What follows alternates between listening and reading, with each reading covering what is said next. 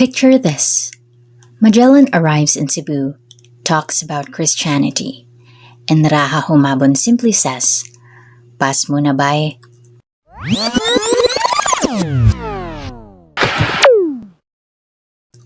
One polite decline, one cancelled baptism, and suddenly, the entire storyline of Philippine history rewritten. Before 1521, the Philippines wasn't one country, more like several group chats, active, noisy, and each with their own leader. And Cebu? Cebu was the premium GC, a major trading port connected to China, Japan, India, Borneo, and the rest of Southeast Asia. Think of it as the 1500s version of an international airport, minus the delayed flights. The Aguinid tells a fascinating story. Cebu was founded by Sri Lumay of Sumatra. His descendants ruled Cielo, Nahalin, and Singhapala, organized societies with baybayin writing, babaylan rituals, shipbuilding, agriculture, and bustling trade. Pre-colonial Cebu was not some isolated jungle village. It was a thriving, well-organized economy. In short, Cebu was Cebu even before Magellan. Raha Humabon was Cebu's top strategist. Powerful, respected, and well-connected. Then came Lapu-Lapu from Borneo. At first, peaceful. Later, not so peaceful. According to the Aguinid, Lapu-Lapu turned into a mangatang, a sea raider. Politely translated, someone who makes your trade routes a nightmare. Imagine someone blocking all your Shopee parcels. Yes, that level of conflict. So when Magellan arrived, he walked straight into a political love triangle. Humabon, Lapu-Lapu, and a European stranger with armor. April 14, 1521. Raha Humabon, his wife Hara Amihan, and hundreds of Cebuanos were baptized. Was this a religious breakthrough? Possibly. But historians like Danilo Hirona say the baptism was also a political move. Humabon wasn't just thinking of salvation, he was thinking of Lapu-Lapu. In modern terms, it was like saying, if I team up with a guy who has cannons, maybe this could help with my neighbor problem. But instead of guessing, we ask someone who actually studies this. A historian who can explain what was really at stake in 1521. What if Raha Humabon had not what a encompassing inquiry, ano? We're talking here of Philippine history in that from that moment on until now, no? So to me, because at that time when Magellan and the crew and as mentioned by Pigafetta's chronicles, when they arrived in Cebu, Humabon, as we understood from that recorded history, was the leader, maybe a doctor or a sultan at that time. And some historians think even that Humabon, besides being animistic, somehow being influenced by the Islam, no? Because Islam came centuries prior to the coming of the Spanish colonizers. So from that vantage point, if Humabon was not baptized, I think there's nothing so much about the course of history that occurred after that. Because for one, the baptism was even political. It has nothing to do with the religion, with the spirituality of the faith. It was just there to ensure that these colonizers and their desire for possible trade is ensured. No, it doesn't mean to say that they were baptized. They really adhere to what Spain wanting to do. We understand that Christianity was used as a weapon or as a tool by the colonizers to also colonize new lands beside their power. And they realize that religion is more even powerful because they have very limited power, military power. No, they're from very distant land. So when they arrive in Cebu, they cannot do that in terms of numbers. So they use religion as a tool to try to control. But from the perspective of Humabon, it is, as I mentioned, it is more on the pact.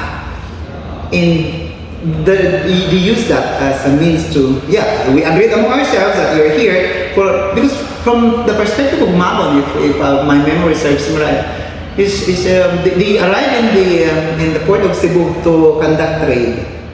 It was only revealed later their intention of really controlling the island. It was not in the consciousness of Humabon.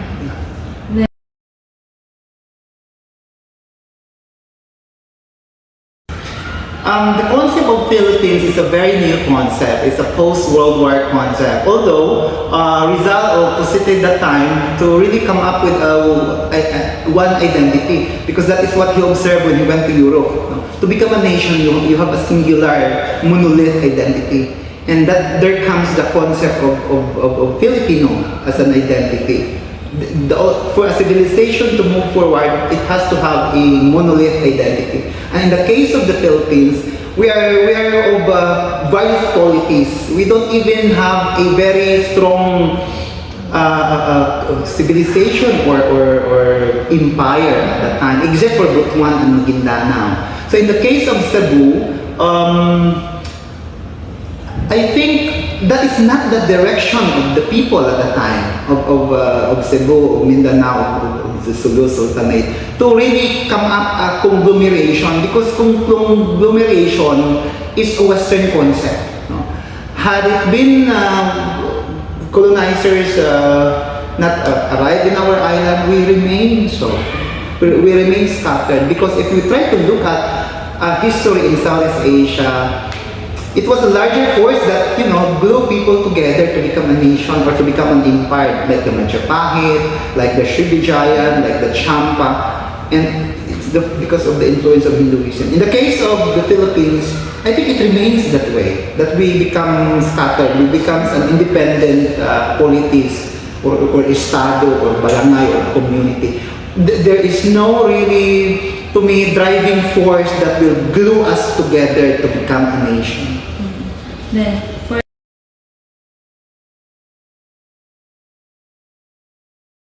It remains animistic, because even until today, if you try to scour communities in Mindanao that resist colonialism, their animistic belief is intact, no? And it is common in Southeast Asia, it is common in the Sulu archipelago, it is common in Palawan, it is common in Papua New Guinea. We don't embrace religion as an openly. It was enforced within us by the colonizers, and one way of doing that, in fact, is very dark. That's the very dark side of our history. They, if those who resist, they will burn it alive, or by lands, or shamans, just for the people to really embrace religion. So enforcing it siya in that aspect, very hegemonic.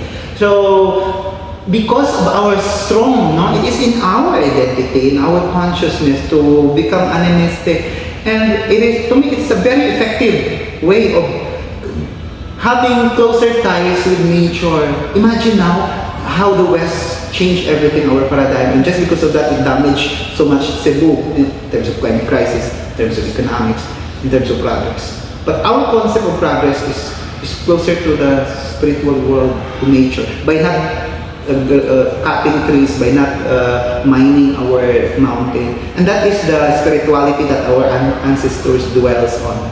High respect to nature.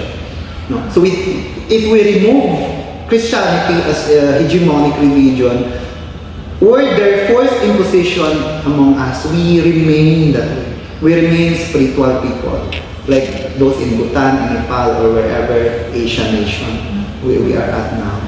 We are always like that. With that, things become clearer. Humabon's baptism wasn't just a religious moment, it was the first episode in a very long political series.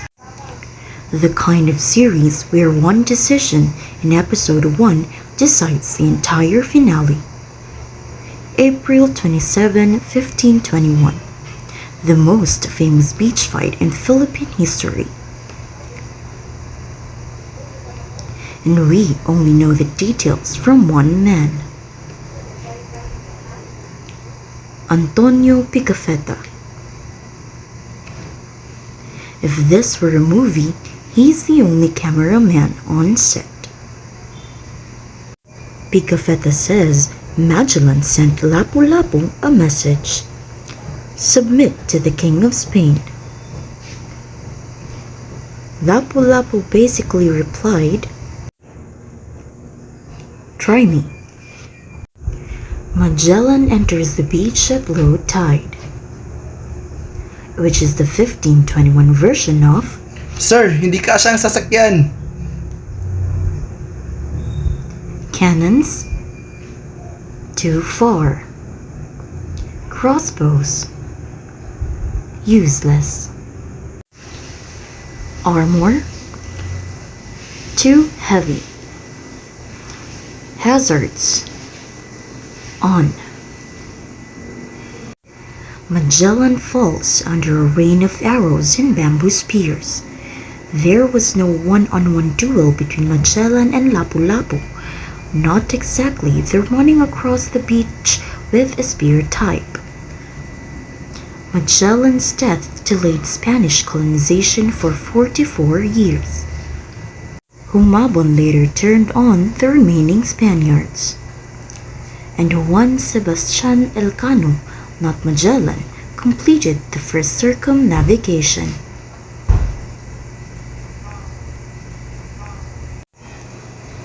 Now let's rewind. What if Humabon had said, Pass mo na bay. no baptism, no alliance, no request to attack Lapu-Lapu, no Battle of Mactan as we know it, no giant statues, no reenactments, no viral tourism posters. In this alternate timeline, Cebu rises as a regional power. Baybayin remains our writing system. Indigenous beliefs evolve and continue.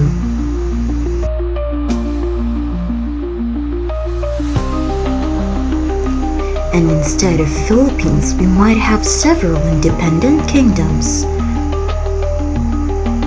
Imagine no Spanish surnames, no friars, no Santo Niño processions, maybe even no sinulog traffic.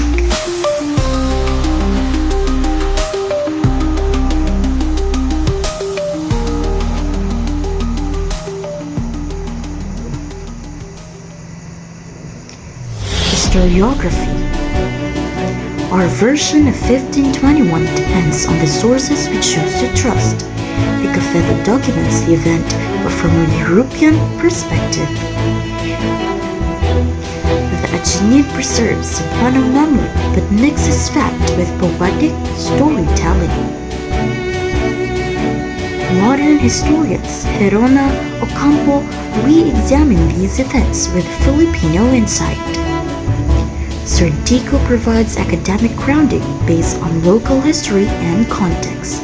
Together, they allow us to see not just what happened, but why it mattered. What if? It does not change history, but it helps us understand the decisions that shaped our identity. One choice in 1521 started a chain reaction across centuries. But in every version of history, real or imagined, different timeline.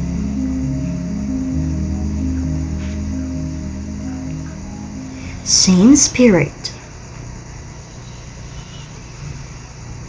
Still built to rise.